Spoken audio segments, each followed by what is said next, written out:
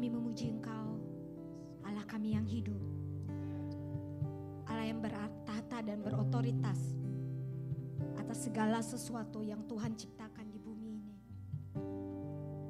Kami bersyukur kepadamu Allah yang hidup, atas kasih, kemurahan, pengharapan yang terus Engkau berikan kepada kami. Kami bersyukur kepada Engkau Allah yang hidup, yang terus memanggil kami untuk datang ke hadapan-Mu, berlutut, berdoa, memuji dan menyembah Engkau. Tuhan, pada siang hari ini kami ingin mendengarkan kebenaran firman-Mu. Tuhan, jamalah hati kami, bukalah telinga kami, pikiran kami, untuk kami bisa berkata amin atas kebenaran firman-Mu.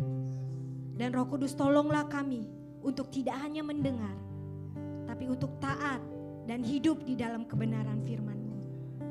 Tuhan, pakailah hamba-Mu dalam setiap kelemahannya. Tuhan, biarlah bukan perkataan yang berasal dari hamba-Mu Tuhan yang hidup di setiap hati kami, tapi biarlah kuasa Roh Kudus, perkataan daripada Roh Kudus saja yang membimbing hamba-Mu, membimbing setiap kami untuk bisa terus taat atas kebenaran firman Tuhan. Kami siap mendengar kebenaran firman-Mu ya Tuhan. Hanya di dalam nama Tuhan kami Yesus Kristus kami berdoa dan mengucap syukur. Yang percaya katakan amin.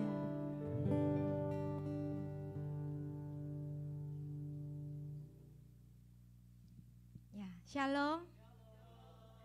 Ya.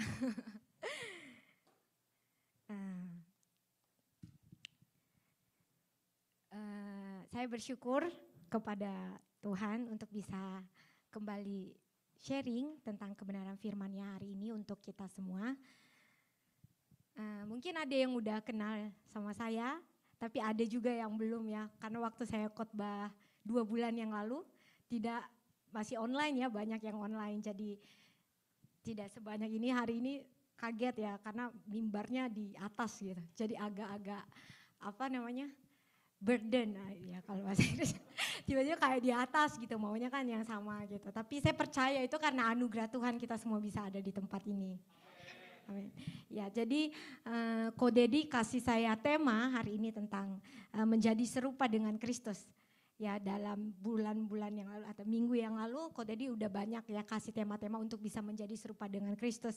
Ngomongin tentang kerendahan hati, ngomongin tentang pengampunan dan kasih, dan saat ini saya mau sharing tentang citra diri, ya image kita, self image kita sebagai pengikut-pengikut Kristus. Kita mau baca kebenaran firman Tuhan dari kitab Galatia pasal yang kedua ayat yang ke-19b sampai ayat yang ke-20. Galatia pasalnya yang kedua ayat yang ke-19b sampai ayatnya yang ke-20. Ya, saya akan bacakan untuk kita semua ya. Aku telah disalibkan dengan Kristus, namun aku hidup, tapi bukan lagi aku sendiri yang hidup, melainkan Kristus yang hidup di dalam aku. Dan hidupku yang kuhidupi sekarang di dalam daging adalah hidup oleh iman dalam anak Allah yang telah mengasihi aku dan menyerahkan dirinya untuk aku. Amin. Demikian kebenaran firman Tuhan. Ngomongin tentang jati diri ya, ngomongin tentang self image, ngomongin tentang citra diri, ini jadi pergumulan setiap anak-anak muda. Ya enggak? Kita selalu bergumul, siapa sih aku ini? Apa sih jati diri aku yang sebenarnya gitu. Di dalam 10 tahun terakhir ini, permasalahan tentang pencarian jati diri ini, permasalahan tentang self image ini selalu hadir di tengah-tengah masyarakat kita. Banyak sekali kalau menurut yang saya baca di internet, ada 90% anak muda di Amerika itu merasa rendah diri. Ya, self esteemnya tuh rendah. Dia merasa rendah diri. Jadi ini yang ngebuat mereka itu stres, depres gitu. Kalau lihat dari datanya anak Indonesia, anak muda Indonesia, saya coba cari di bilangan research ya, yang Kodedi kasih tahu ke saya. Di situ ditulis 14,2% anak muda di Indonesia itu pernah berpikir untuk bunuh diri. Dan 1 dari antara 4 anak muda yang berpikir bunuh diri ini pernah mempraktekkannya. Alasannya 30% dari itu karena stres dan depresi. Kemudian masalah. Teman-teman, kenapa sih kadang kita itu ngerasa rendah diri? Kadang-kadang kita harus lihat ya antara rendah diri sama rendah hati. Kalau rendah hati, oke ya. Kita sebagai orang Kristen harus rendah hati. Tapi kalau rendah diri, jadinya kalau kita rendah diri itu kita merasa ini tuh kurang, ini tuh kayaknya nggak mampu. Jadi itu yang sebenarnya kita sebagai orang Kristen, kalau kita harus punya rasa percaya diri. Biasanya kalau kita ngomongin rendah diri itu dikaitkan juga sama rasa percaya diri ya. Kita ngomongin sama self confidence, juga diomongin dengan self esteem ya, dengan rasa penghargaan terhadap diri sendiri. Self image ini juga kadang-kadang dihubungin dengan self love, rasa mencintai diri sendiri. Jadi ini sesuatu hal yang saling berhubungan ya, nggak bisa dipisahkan. Kalau kita nggak punya penghargaan, kalau kita tidak menghargai diri kita, kalau kita tidak mencintai diri kita, kalau kita nggak punya kepercayaan diri, maka self image kita ini akan jadi jelek, kita akan jadi depressed, kita akan merasa nggak baik gitu di dalam segala hal. Tapi kalau kita cuma punya self confidence, kalau kita cuma punya percaya diri aja, ini juga jadi masalah ya. Tapi rata-rata orang yang punya kepercayaan diri ini dia kadang percaya diri pada satu hal tertentu aja. Enggak kepada semua hal ya. Jadi kalau saya pinter nyanyi ini, kalau ada panggung lomba nyanyi wis maju. Tapi kalau yang nggak pinter nyanyi turut takut ya, nggak berani. Tapi kalau ada orang yang punya jago di nari, dia kalau ada nari wah self confidence-nya tinggi. Tapi kalau yang lain dia enggak. Gitu ya. Nah, sama juga sama dengan self esteem ini ya. Ini juga sama hampir mirip-mirip. Jadi kalau dia punya ini, dia menghargai dirinya. Kalau ini nih gue keren nih, kalau ini gue bisa. Tapi kalau enggak, dia juga enggak bisa. Ini jadi enggak pada semua hal. Tapi hanya pada satu hal, satu momen atau satu kemampuan yang kita rasa kita bisa lakuin itu. Itu bedanya. Nah, kalau tapi kalau kita punya penghargaan atas diri kita, biasanya kita ngargai diri kita ini bagus tuh kalau kita ngerasa kita jago di ini. Kalau ini nih gue jago nih. Jadi kita ada percaya diri dan kita menghargai diri kita, ini kita oke. Tapi kalau enggak. Jadi biasanya kalau self esteem-nya bagus, maka self confidence-nya bagus. Tapi enggak berarti self love-nya itu bagus. Jadi walau kita ngerasa kita jago di sini atau self esteem kita bagus, belum berarti kita itu mencintai diri kita sendiri. Nah, tapi kalau kita mencintai diri kita, biasanya kita juga punya self confidence. Dan kita juga menghargai diri kita. Teman-teman, banyak sekali ya orang-orang itu mengukur dirinya, mengukur jadi dirinya atas standar-standar yang dunia kerjakan gitu, yang dunia yang sosial ini lakuin gitu.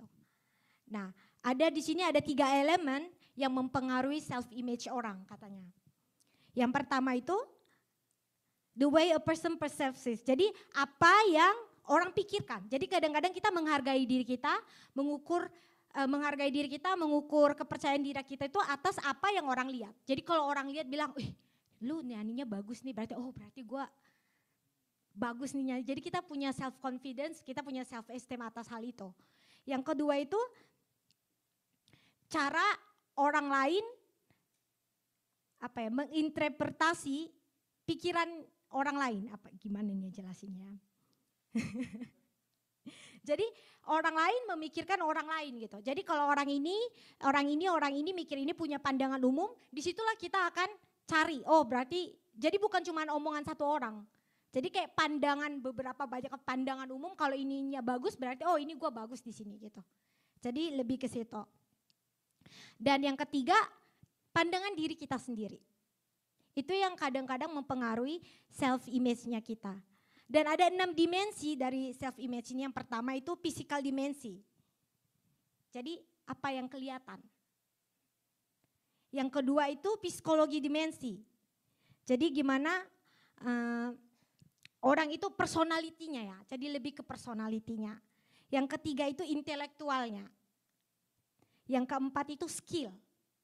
Yang kelima itu moral, jadi bagaimana orang itu hidupnya ya, moral hidupnya. Dan yang keenam itu seksual dimensi. Jadi tentang apa yang orang rasakan. Nah, inilah yang membangun dimensi-dimensi self-image kita sebagai anak-anak muda pada umumnya, secara umum. Nah, bagaimana self-image kita, jati diri kita sebagai orang Kristen? Apakah kita punya standar ini? Apakah standar kita sama dengan standar yang ada pada umumnya? Kalau kita lihat dari faktor-faktor yang tadi, rata-rata self-image ini, jati diri ini itu diukur oleh apa yang orang lain lihat dan hasil. Ini kuncinya ya. Jadi pada umumnya jati diri orangnya baik atau enggak, bagus atau enggak, rata-rata itu diukur dari apa kata orang lain tentang hal itu, apa kata masyarakat tentang hal itu, dan apa kata saya tentang itu. Dan apa hasilnya, baik atau buruk. Nah, bagaimana kita dengan orang Kristen? Apakah kita juga melihat, mengukur jati diri kita atas apa yang kelihatan? Atas apa yang orang katakan tentang kita? Atau atas apa pandangan umum yang Tuhan, pandangan umum pun tentang diri kita.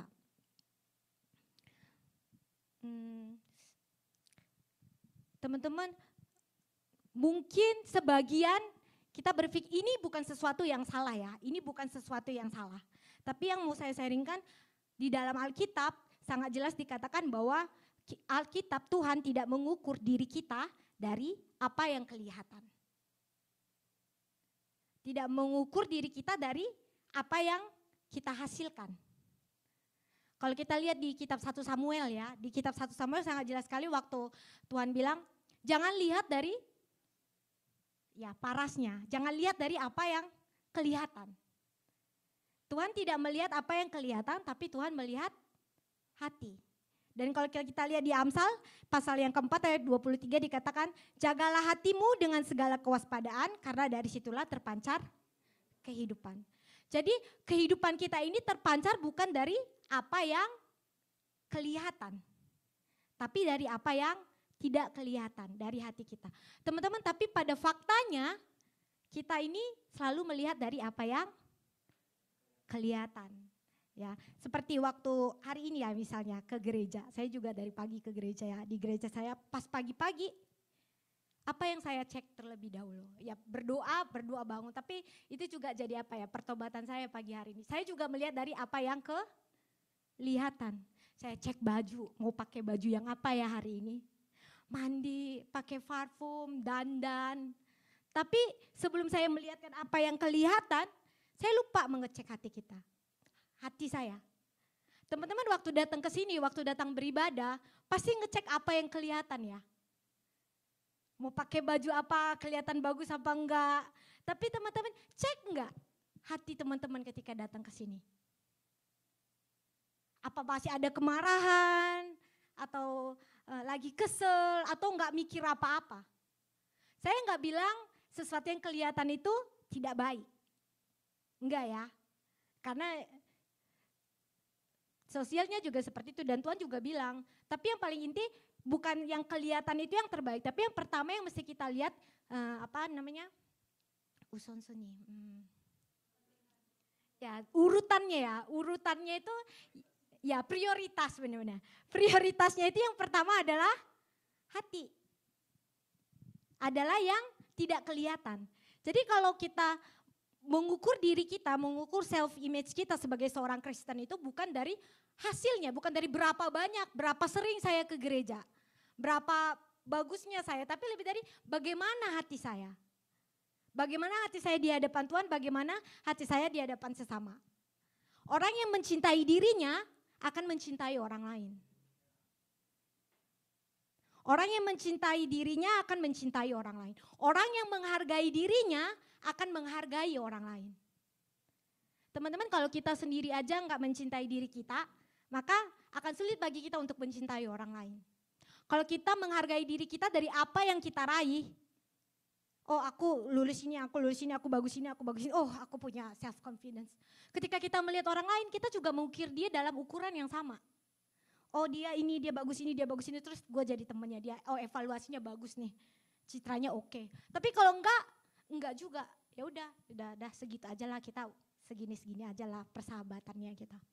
Jadi cara kita mengukur diri kita, cara kita mengasihi diri kita itu juga adalah ukuran kita terhadap orang lain.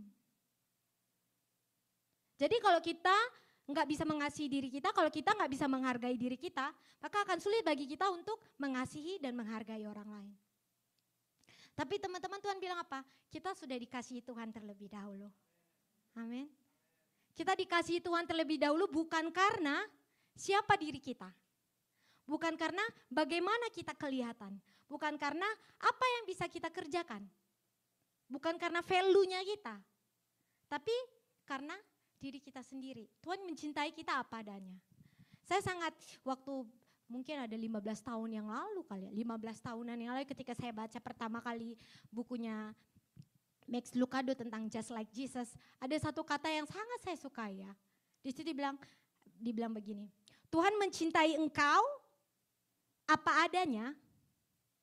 Tapi dia tidak akan membiarkan engkau seadanya. Dia akan mengubah engkau seperti Yesus. Amin. Teman-teman, Tuhan menerima kita apa adanya. Enggak ngelihat value-nya kita, oh dia ini bagus, oh dia ini cantik, oh dia ini bagus, oh dia ini pinter, oh dia ini rajin beribadah, enggak. Tapi Tuhan enggak biarkan kita cuma segitu aja. Dia akan terus mengubah kita untuk menjadi sama seperti Yesus. Jadi teman-teman, makanya juga di Alkitab dibilang carilah dulu kerajaan Allah dan kebenarannya, maka semuanya akan ditambahkan kepadamu. Tuhan gak bilang carilah dulu kerajaan Allah dan kebenarannya, udah stop. Enggak, karena Tuhan gak akan biarin kita stop di situ. Maka semua akan ditambahkan kepadamu. Tapi apa yang terpenting? Kerajaan Allah dan kebenarannya. Jadi Tuhan itu sebagai seorang Kristen yang terpenting bagi kita itu bukan apa yang kelihatan, apa hasilnya. Tapi yang terpenting bagi kita adalah hati kita, apa yang tidak kelihatan. Teman-teman, beberapa bulan yang lalu saya termasuk orang yang punya rasa percaya diri tinggi. Cie. Oh, tiba-tiba malu. Saya termasuk orang yang punya rasa percaya diri tinggi sebenarnya, ya secara umum. Karena kenapa? Karena saya ngerasa saya cukup pintar menurut saya, versi saya ya. Menurut saya versi saya mengukur diri saya gitu juga dengan apa yang kelihatan, apa yang masyarakat lihat gitu. Dari SD ini saya ini dulu ya, sombong dulu ya sebentar. Jadi dari saya SD sampai SMP, oh saya juara 1 terus. Yes. Tepuk tangan dong. Bercanda ya. Waktu SMA ya, saya masuk kelas unggulan 5 besar sih, agak turun ya dari juara 1 terus turun ke 5 besar. Biasa anak SMA kan lagi puber-pubernya sukanya main-main gitu kan. Turun 5 besar. Tapi saya masuk juga lagi 3 besar dan karena kelas unggulan jadi umum jatuh ya, 3 besar umum gitu. Terus ketika saya kuliah sama juga ranking IPK-nya paling tinggi, ranking 1 terus ya kalau bahasa sekolah. Ya, jadi saya punya rasa percaya diri tentang studi ya. Kalau belajar saya merasa saya punya kemampuan itu saya punya skill. Jadi saya percaya diri. Makanya ketika saya ke Korea saya percaya diri aja. Udah pergi aja, dapat beasiswa saya udah datang aja gitu. Pasti bisa gitu. Wis. Makanya saya juga percaya diri, oke saya mau sampai S3 nih gitu. Makanya saya sampai S3 sekarang studi ya. Karena saya percaya diri saya pasti bisa gitu.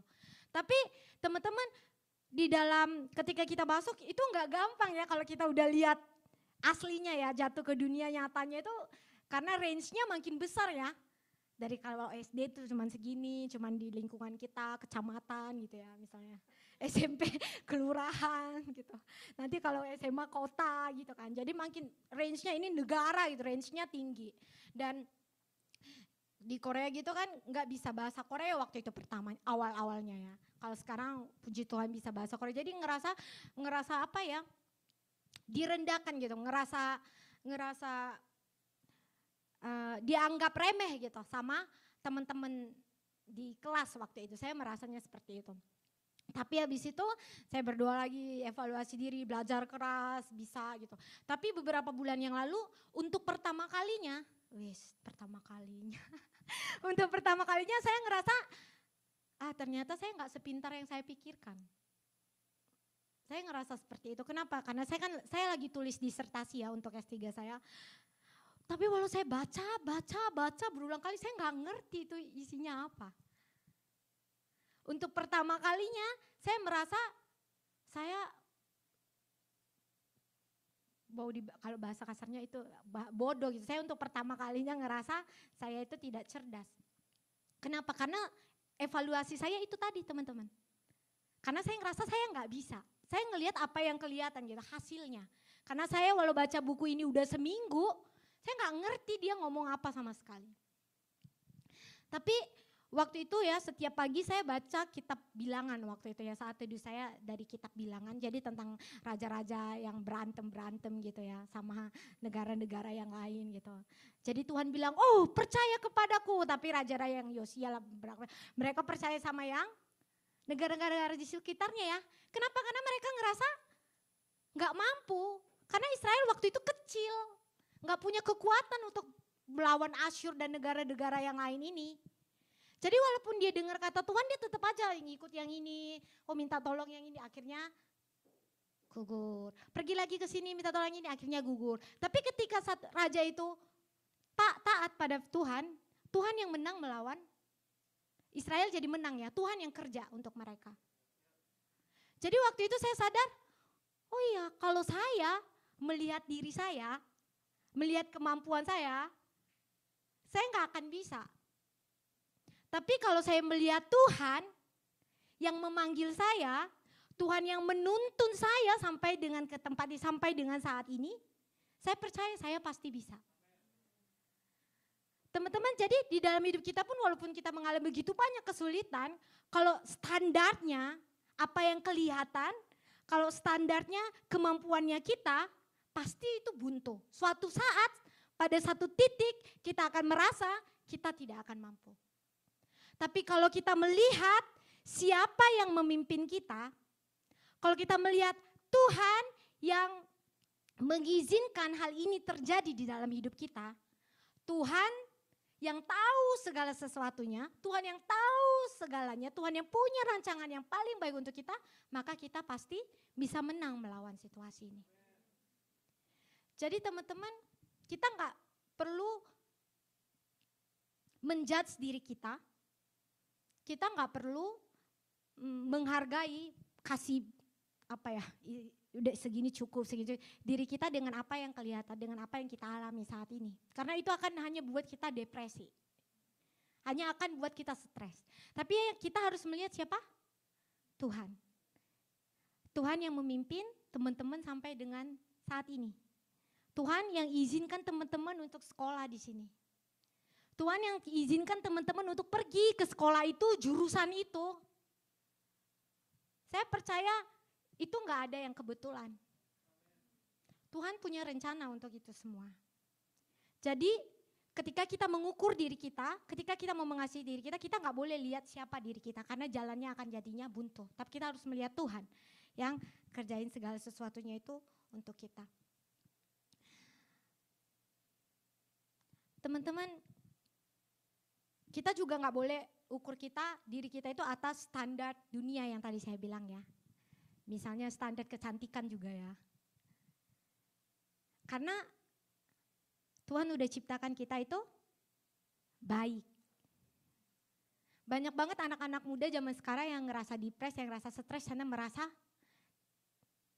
it's not good, I'm not good enough gitu. Saya kurang cantik, kurang kurus,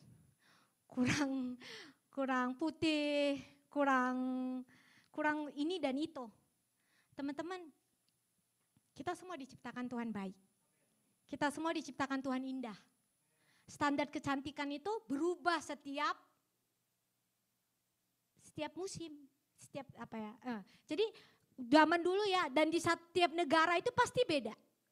Satu negara cantik itu kalau ada yang gendut cantik di negara itu. Ada yang di negara sana kalau matanya gede cantik. Di negara ini kalau putih yang cantik. Di negara sana mata sipit yang cantik misalnya ya. Jadi standar kecantikan setiap negara itu beda. Dan itu berubah. Jadi gak ada yang kekal gitu.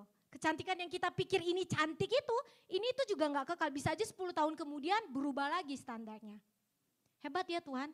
Dia tahu, makanya dia gak ciptakan kita putih, gak ciptakan kita hitam semua, gak ciptakan kita gendut semua, kurus semua. Semua beda, karena standarnya pasti beda setiap saat. Tuhan ciptakan kita baik. Dan teman-teman gak usah khawatir, kalau cantik kan yang naksirnya banyak misalnya. Kalau cantik versi saya ya, atau versi Korea ini kan nanti yang ngejar-ngejar banyak. Gak usah khawatir teman-teman. Toh kita kalau pacaran cuma satu kan? Iya gak? Mau yang naksir 10, yang dijadiin berapa? Satu kan? Atau ada yang mau 2 pacarnya? Atau ada yang mau married 3? Enggak kan? Satu kan? Mau banyak yang naksir, ujung-ujungnya dapatnya berapa? 1. Teman-teman cuma 1. Dan Tuhan ciptakan kita semua itu berpasangan. Tuhan itu hebat kan? Jadi walaupun di sini kita ini nggak dianggap cantik ya di kelompok ini gitu. Jangan khawatir, masih banyak kelompok-kelompok lain. Dan Tuhan udah ciptakan. Di Alkitab Tuhan bilang, saya ciptakan manusia berpasangan, Tuhan udah sediakan pasangan untuk kita. Jadi kita nggak perlu takut. Amin. Kita nggak perlu takut. Kita nggak perlu rendah diri, kita nggak perlu nggak percaya diri teman-teman untuk hal itu semua. Karena Tuhan bilang, saya ciptakan kamu berpasangan, Tuhan akan kasih kita pasangan, amin. Walaupun ya di sini misalnya nganggap saya nggak cantik ya, saya nggak khawatir. Di sana ada yang pasti nganggap saya cantik. Nggak usah khawatir, pasti ada pasangannya gitu. Karena Tuhan ciptakan kita baik dan Tuhan udah ciptakan kita itu berpasangan. Jadi standar itu teman-teman itu bukan standar mutlak. Jadi nggak usah khawatir karena Tuhan sudah ciptakan baik. Dan apa juga, kita juga adalah orang yang dikasih Tuhan. Kita nggak boleh lupa ini. Ketika kita merasa rendah diri, ketika kita merasa nggak percaya diri, kita harus ingat bahwa kita adalah orang yang dikasihi Tuhan. Teman-teman, coba tanya, ada nggak yang mau mati buat teman-teman? Cuman Tuhan Yesus yang mau mati ya. Biasanya ini misalnya teman baik mau nggak mati buat temannya? Kalau nggak dikasihi nggak akan mau mati buat temannya, benar nggak? Karena Tuhan mengasihi kita, makanya Dia mau mati untuk kita. Teman-teman, kita orang yang sudah dikasihi. Kita nggak boleh lupa kalau kita ini orang yang sudah dikasihi. Kita udah terima kasih Tuhan itu. Jadi kita nggak perlu ngerasa aku kurang, aku nggak dikasihi, nggak ada yang nyukai aku, nggak perlu. Kita sudah dikasihi. Firman Tuhan bilang, you are loved.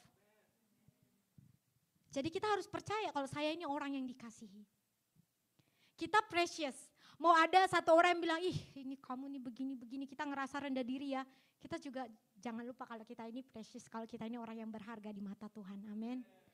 Dari sejak kandungan ibumu aku menenun engkau. Teman-teman, dari sejak kandungan ibu kita, Tuhan udah tahu kita. Kita udah ditenun oleh Tuhan. Betapa preciousnya Tuhan udah jagai kita. Kalau kita baca ya Mazmur 119. Tuhan udah jagai kita. Kita precious. Kita udah berharga di mata Tuhan, kita berharga di mata orang tua kita. Walaupun kadang-kadang kita ngerasa kayak gue gak disayangi nih sama mama gue nih misalnya ya. Tapi teman-teman mungkin caranya yang beda ya. Cara orang tua mengasihi kita sama cara kita pengen dikasihi itu beda. Bukan berarti orang tua kita tidak mengasihi kita. Caranya aja yang mungkin kita ngerasa gak pas buat kita. Kita itu precious. Jadi kita gak perlu merasa kita ini perlu precious bagi semua orang, gak perlu. Ada satu orang aja itu udah lebih dari cukup, ya enggak? Dan di sini semua kita saling merasa precious gak satu dengan yang lainnya? Amin, udah berapa orang nih yang ngerasa kita ini berharga dan kita ini dikasih, udah banyak. Dan gak akan mungkin, gak ada satu orang pun di dunia ini yang diagungkan oleh semua orang, gak ada. Jadi kita gak perlu mau mesti jadi precious buat semua orang. Karena kita udah precious pada dasarnya. Jadi itu gak boleh buat kita jadi kita ngerasa rendah diri. Terus yang terakhir, we are blessed, amin. Teman-teman percaya bahwa Yesus Kristus adalah Tuhan. Percaya bahwa kita telah diselamatkan dan kita adalah anak Allah. Bukan sesuatu yang gampang. Orang-orang yang lain yang gak percaya Tuhan Yesus juga tahu cerita Alkitab bahwa Tuhan Yesus adalah juru selamat katanya. Juru selamatnya orang Kristen, mereka bilangnya gitu. Mereka bukan tidak mendengar, mereka dengar.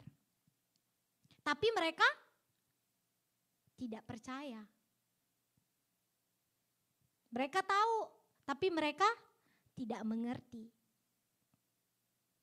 Jadi kalau kita percaya bahwa Tuhan Yesus adalah Kristus, bahwa kita adalah anak Allah, bahwa kita telah diampuni dan diselamatkan, itu berarti kita ini diberkati. Karena enggak semua orang tahu. Yeremia pasal yang ke-9 ayat ke-23 bilang gini, kita diberkati karena kita tahu, sadar, dan percaya akan Injil Kristus. Jadi kita percaya akan Injil Kristus itu berarti kita diberkati. Kita diberkati karena kita udah terima keselamatan. Amin. Kita nggak perlu melakukan ini itu segala sesuatu kebaikan untuk diselamatkan. Kita udah menerima keselamatan. Tapi bukan berarti kalau kita udah terima keselamatan, kita jadinya malas-malasan, itu bohong ya. Orang yang diselamatkan, itu biasanya orang yang tahu. Kalau dia udah diselamatkan, dia pasti bersyukur. Kalau dia tahu dia diselamatkan, dia pasti taat akan kebenaran firman Tuhan. Karena itu tertulis semua di dalam Alkitab. Tapi bedanya apa? Dia gini, kalau kita ya sakit kanker ya, ini saya kasih sampel yang gampang aja. Saya sakit kanker nih, saya pergi ke rumah sakit ini dan sembuh. Kira-kira saya kasih tahu nggak sama orang lain? Kasih tahu ya. Dan untuk hal ini saya bersyukur saya jaga kesehatan saya enggak. Saya tetap enggak kayak dulu lagi makan ini itu, lakuin ini itu, minum ini itu. Enggak ya, saya jadi jaga kesehatan saya. Karena saya udah mengalami, saya tahu dan saya dialami, saya dipulihkan, saya dibenarkan. Maka saya akan turutin apa yang ada. Apa yang boleh, apa yang tidak boleh. Dan saya akan kasih tahu ke orang. Oh ini bagus, katanya kalau sakit kanker bagusnya ini. Sama juga dengan keselamatan. Kalau kita tahu kita diselamatkan, kalau kita paham bahwa kita orang yang tidak layak selamat tapi diselamatkan oleh Allah, maka kita akan bersyukur dan kita akan tahu dan kita akan mengerjakan keselamatan itu. Itu bedanya kita sama agama yang lain. Jadi itu otomatis gitu. Kalau kita udah hidup di dalam Allah, kita di dalam Allah, maka hidup kita akan diubahkan menjadi seperti Allah. Jadi bukan kita kerjain itu, kita cari value, kita lakukan ini untuk kita bisa diselamatkan. Jadi kita balik lagi ya, bahwa kita ini adalah orang yang telah diberkati. Tahu, percaya kalau Kristus, kalau Yesus adalah Tuhan, kalau dia adalah juru selamat, adalah berkat yang gak ada bandingannya teman-teman. Gak bisa dibandingkan oleh apapun. Teman-teman, apalagi jati diri kita sebagai orang Kristen? Kalau kita lihat di kitab Ibrani, pasal yang ke-12,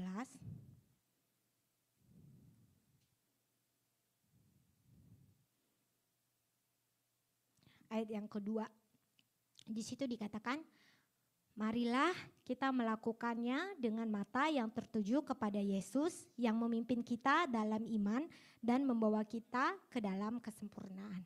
Sampai situ aja. Jadi kalau kita, self image kita sebagai orang Kristen itu adalah hidup yang memandang kepada Kristus. Jadi yang tadi standar kita, pandangan kita ganti. Bukan dari dunia ini, bukan standar dunia ini, tapi standar kita adalah Yesus. Jadi mata kita harus tertuju kepada Yesus. Teman-teman, di tadi kitab yang kita baca ya, Galatia. Aku telah disalibkan Kristus, namun aku hidup, tapi bukan lagi aku yang hidup, tapi Kristus yang hidup di dalam aku. Teman-teman, kita ini bukan manusia biasa. Ya kalau bahasanya, enggak banyak ya bahasa ini ya, karena agak-agak bisa aneh kalau dalam bahasa kita ini manusianya Allah. Kalau kata kitab 1 Timotius bilang kita ini manusianya Allah. Kita bukan berasal dari dunia ini, tapi kita berasal dari kerajaan Tuhan. Kita bukan, rumah kita bukan cuma di sini, tapi kita punya rumah di kerajaan sorga, amin. Jadi kalau rumah kita ada di sana, kalau Tuhan kita sana, mata kita harusnya tertuju kepada Kristus. Standar kita, standarnya Kristus. Teman-teman, Kita tinggal di dunia ini. Saya tahu nggak gampang ya, dikit-dikit menunjukkan mata kepada Kristus, menunjukkan mata kepada Kristus. Tapi di dalam segala sesuatu kita harus, ini ya banyak banget ya kalau kita buka mata kita ada banyak banget hal, ya enggak? Ada banyak banget. Tapi tetap intinya yang paling fokus kita harus tujukan dulu kepada Kristus. Kalau ini Tuhan, kalau ini Kristus, kira-kira buat apa ya? Jadi mata kita ini jangan terfokus kepada yang paling kinclong-kinclong atau paling yang bagus-bagus. Kita harus tunjuk kepada Kristus. Kenapa? Karena itu tadi kita sering bilang ya, kalau rancangan Tuhan tuh rancangan damai sejahtera yang paling kuat lah. Gak ada yang bisa tandingin teman-teman. Jadi fokus kepada Kristus. Karena kita ini adalah manusia Allah. Teman-teman, satu lagi yang paling menguatkan saya, bisa dibilang seperti itu. Hidup menjadi seperti Kristus itu hanya bisa dilakukan ketika kita menunjukkan mata kita kepada Yesus. Hidup seperti Kristus itu enggak gampang. Bukan lakukan A, B, C, D jadi Kristus gitu, jadi seperti Kristus, enggak. Kita bisa hidup seperti Kristus kalau kita ada di dalam Kristus. Tapi ada di dalam Kristus itu enggak gampang. Kalau kita lihat perumpamaan pokok anggur ya, Tuhan cuma mau, sebenarnya jadi orang Kristen tuh gampang kalau mau dikasih kesimpulan ya. Hidup aja di dalam Kristus. Tapi enggak gampang. Sebenarnya simpel hidup di dalam Kristus, tapi enggak gampang. Kalau kita lihat perumpamaan pokok anggur, Tuhan bilang, udah lengket aja sama aku gitu. Itu doang kerjaan kita, lengket sama Tuhan, memandang Tuhan. Tapi kita ditarik sama yang lain. Teman-teman, kalau kita main surfing ya, kalau kita nggak rileks ya, atau kalau kita pakai tenaga kita atau kita mau gimana, kita pasti jatuh ya. Tapi kalau kita rileks, kita lepas gitu. Ngikutin aja ombaknya, kita bisa ngerasain ombaknya. Sama juga kalau kehidupan kita di dalam Tuhan. Kalau kita nggak berserah ya, nggak berserah rileks 100%, udah nih Tuhan, kasih Tuhan yang kerjain, kita pasti tambah sakit, nggak akan bisa. Kita manusia, kita punya poin A, B, C, D. Tuhan yang ini aja bisa gak sih? Tuhan yang ini aja bisa gak sih? Tapi Tuhan maunya gak gitu. Tuhan maunya kita diam di dalam Tuhan. Ikut planningnya Tuhan. Bukan berarti kita gak berplanning ya. Tapi kita ikut di dalam arus planningnya Tuhan gitu. Kita gak perlu khawatir karena Tuhan udah tahu semuanya. Tapi susah sekali buat kita. Karena itu Tuhan bilang, pikulah kuk yang kuberikan adalah ringan. Kenapa ringan? Karena Tuhan bilang, udah sini aku yang selesain, ya ampun gitu ya. Tapi kita nggak mau Tuhan, nggak mau. Aku ini kayaknya ini lebih bagus, ini yang bagus kayaknya yang ini. Tuhan bilang udah kasih aku aja, aku yang kerjain. Udah kamu bawa ini aja, pikir yang kukuk yang ringan ini aja, aku yang kerjain. Tapi banyak sekali kita itu rata-rata nggak mau, maunya kita. Terus Tuhan yang support gitu. Tuhan ini A, B, C, D. Oke Tuhan, Tuhan kerjain, Tuhan berkatin. Gitu. Padahal sebenarnya yang Tuhan mau tuh biar Tuhan yang kerjain. Kita diem aja. Diem aja gak gampang teman-teman. Ya enggak? Diem aja ngikutin itu gak gampang. Karena kita punya planning, kita punya manusia ini, kita begini. Saya punya kenalan seorang misionari. Dia misionari Korea yang bermisi di Palembang. Dia sharing kepada saya berkata tentang waktu Tuhan.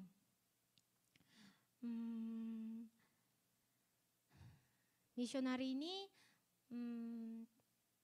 melayani di Indonesia kurang lebih 8 tahun.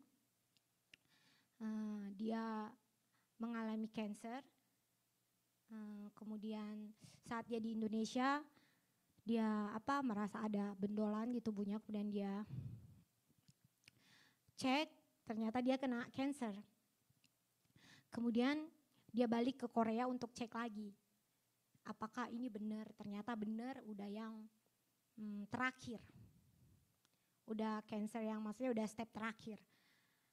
Padahal dia dulu waktu di Indonesia dia nggak percaya sama dokter Indonesia, maksudnya yang bilang ini tuh udah yang terakhir gitu. Jadi awalnya dia bilang sama suaminya, aku pergi sendiri aja ke Korea, kamu sama anak-anak di rumah aja. Kemudian tapi suaminya percaya, udah kita pergi bareng-bareng, mereka pergi. Terus dia udah buat rancangan banyak sekali.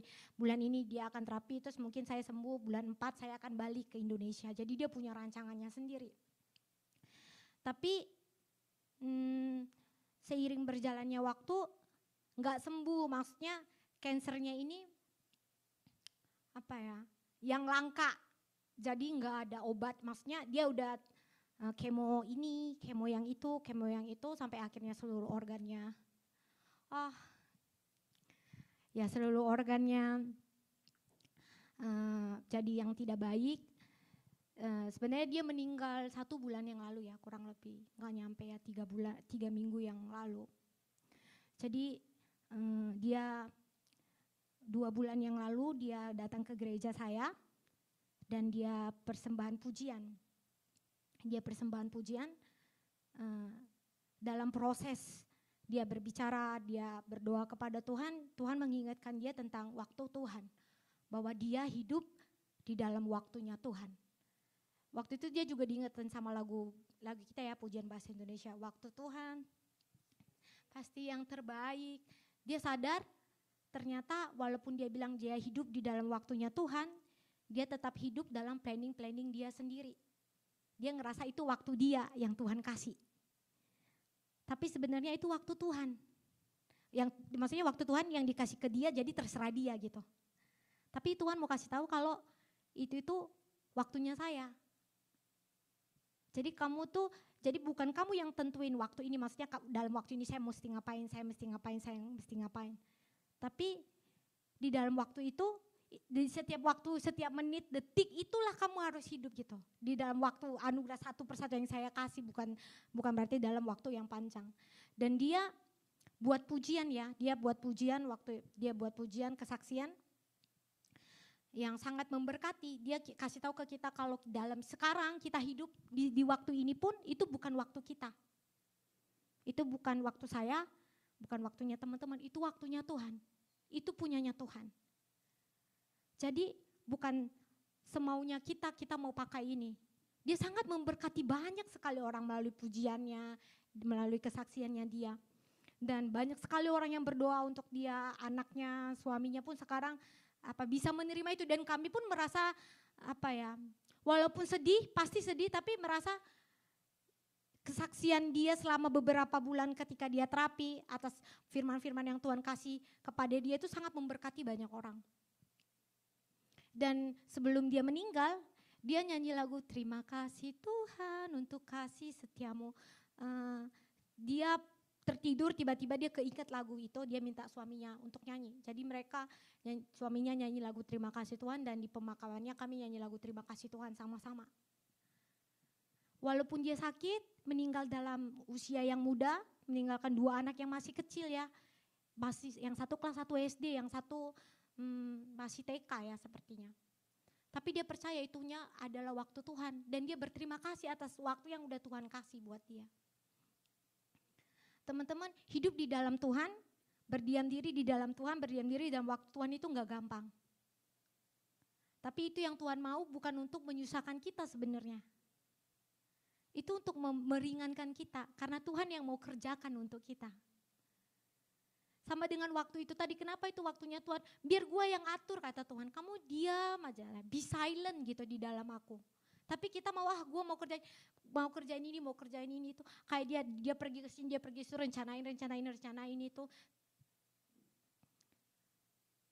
Tapi akhirnya dia percaya bahwa diem aja, dan Tuhan yang buka satu persatu, Tuhan kasih tahu apa yang dia mesti kerjain satu persatu, sehingga itu semua jadi kesaksian bagi banyak orang. Teman-teman yang dikasihi Tuhan Yesus Kristus, kita telah mati di dalam Kristus. Kita harus ingat itu, kita sudah mati di dalam Kristus. Jadi manusia lama kita, manusia daging kita udah mati. Teman-teman, orang Kristen itu adalah orang pemenang. Bukan menang, berantem mesti menang, bukan ya. Atau game mesti menang, bukan pemenang yang itu ya. Orang Kristen adalah orang menang apa? Orang yang bisa menang melawan dosa. Kuat dosa itu udah nggak ada kuatnya buat kita. Teman-teman, kalau kita hidup memandang Yesus, kalau kita hidup di dalam Tuhan Yesus, kita pasti menang. Itu kata firman Tuhan. Nggak ada satupun dosa yang bisa mengalahkan kita. Ya kalau kita lihat-lihat yang lain, kalau kita nggak fokus sama Tuhan, ya iya kita kalah lagi kita bisa kalah lewat dosa itu. Tapi kalau kita memandang Tuhan, kita hidup di dalam Tuhan, kita pasti menang. Pasti. Karena kita adalah umat pemenang. Karena kuasa dosa sudah mati. Jadi kalau kita jatuh di dalam dosa, jatuh lagi, jangan putus asa. Bangkit lagi, pandang Tuhan Yesus. Tuhan, ayo menang. Kadang-kadang jatuh dalam dosa kalau lagi sendiri yang paling gampang ya. Ya enggak? Kalau enggak ada yang lihat. Ya enggak? Tapi teman-teman, kita enggak pernah sendiri.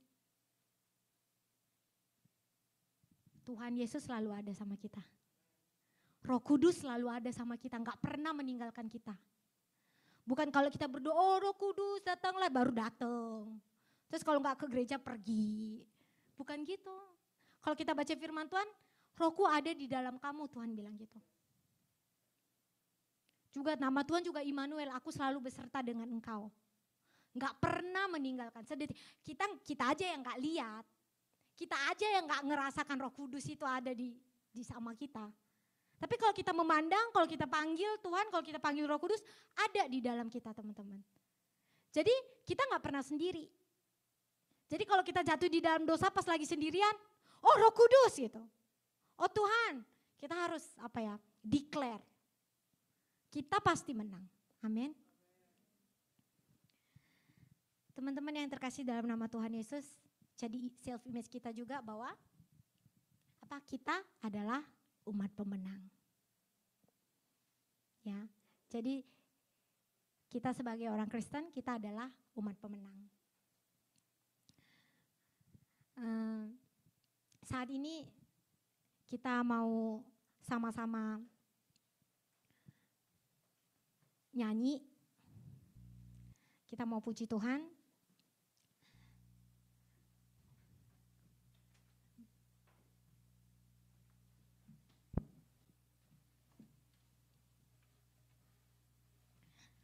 Jadi sepertimu, bahwa Tuhan kita adalah Tuhan yang gak pernah meninggalkan kita, bahwa kita udah menang, bahwa standar hidup kita bukan standar yang bisa ganti-ganti seiring berjalannya zaman atau berbeda negara, tapi standar kita itu ada di dalam Kristus.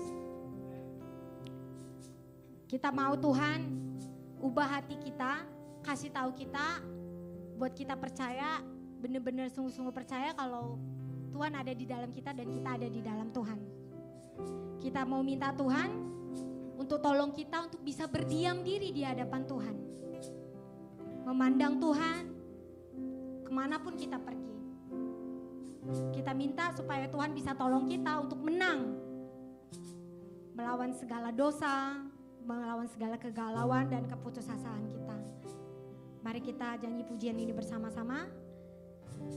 Kita bilang, Bapa kau setia. Bapa kau setia, takkan meninggalkan, dan ku percaya Engkau milikku dan ku milik.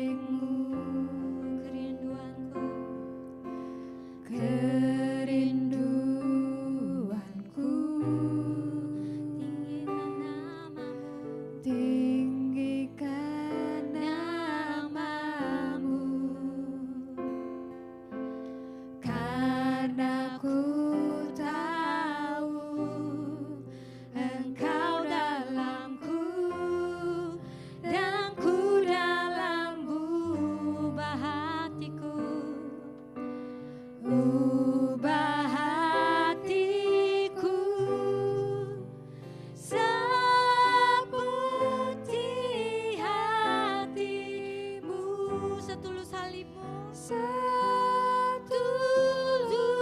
salibmu, kasih-Mu Tuhan. Biar mataku seperti matamu, pancarkan kasih-Mu. Ku mau jadi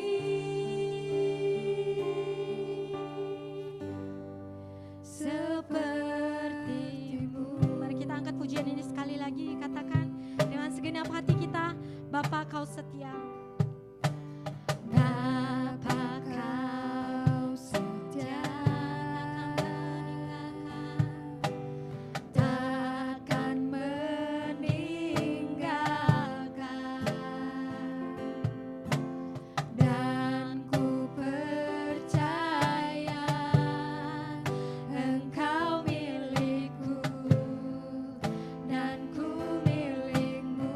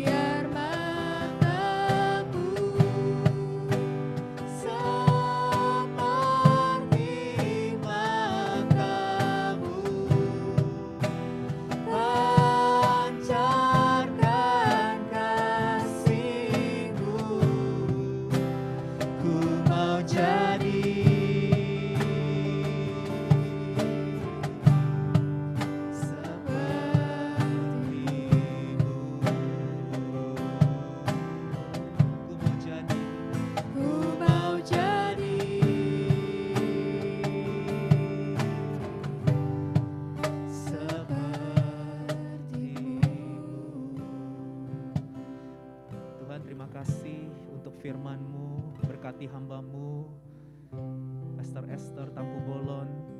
Biarlah kasih karunia Tuhan senantiasa menyertai dalam studi PhD-nya, menyelesaikan disertasinya Tuhan, dan juga pelayanannya di Songnam Methodist Church. Kami berdoa kasih karunia Tuhan berlimpah dalam pelayanan With Jesus Ministry yang saat ini sedang dilakukan oleh hamba-Mu, menginspirasi banyak orang untuk membawa orang-orang fokus mata mereka tertuju hanya kepada Yesus dan menjadi serupa dengan Yesus. Engkau yang menyempurnakan Tuhan, firman ini Engkau yang bekerja atas hidup setiap kami Tuhan.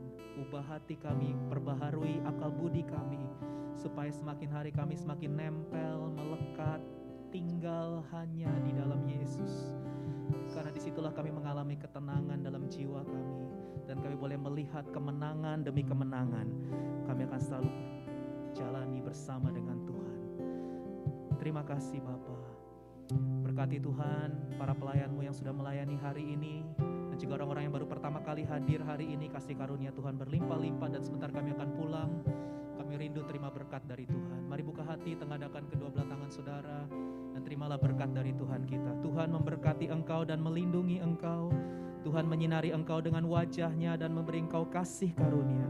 Tuhan menghadapkan wajah-Nya kepadamu dan memberi engkau damai sejahtera. Pulanglah, kasihilah Tuhan Allahmu dengan segenap hati, jiwa, kekuatan, dan akal budimu. Dan kasihilah sesamamu manusia seperti engkau mengasihi dirimu sendiri. Mulai dari sekarang sampai Maranatha, datanglah ya Tuhan Yesus, kami semua merindukan-Mu. Dalam nama Yesus semua yang mau diubah menjadi serupa dengan Yesus, mari sama-sama katakan amin. Tepuk tangan, haleluya. Terima kasih Pastor Esther untuk pelayanannya. Silakan duduk Bapak Ibu Saudara. Tuhan memberkati. God bless. Keep winning.